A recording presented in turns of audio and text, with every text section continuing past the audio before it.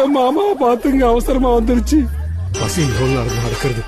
ஆஹா, ஜமீன் வீட்டு சாதம் நல்லியும் பிரமாதம், இதுவே எனக்கு போதும். ஆஹா ஆஹா ஆஹா ஆஹா ஆஹா ஆஹா.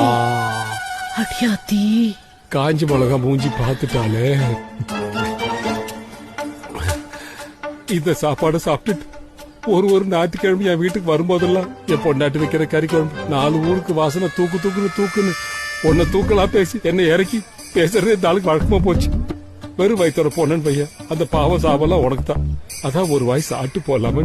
உண்மையாவா சொன்னாரு? என்னதான் வகையா சமைச்சு போட்டாலும் பச்சை தவளைய முழுங்கின மாதிரி உம்முன்னு உருன்னு இருப்பான். என்னைக்காவது மூஞ்ச பார்த்து சொல்லக்கூடாது. சொல்ற மாதிரியா இருக்கும் மூஞ்சி. நான் சாப்பிட்டுமாக்கா? சாப்பிடுமா, எல்லாத்தையும் நல்லா போட்டு சாப்பிடுடி, கூச்சப்படாம. மெதுவா சாப்பிடுறி, குத்திக்க போகுது.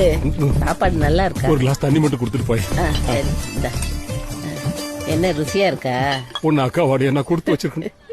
போய் உட்காந்து ஆடி வந்துடுறேன். சரி, நான் மாமா தனியா போ. ஏங்க துண்ண விடுறாங்க பாரு. நல்லா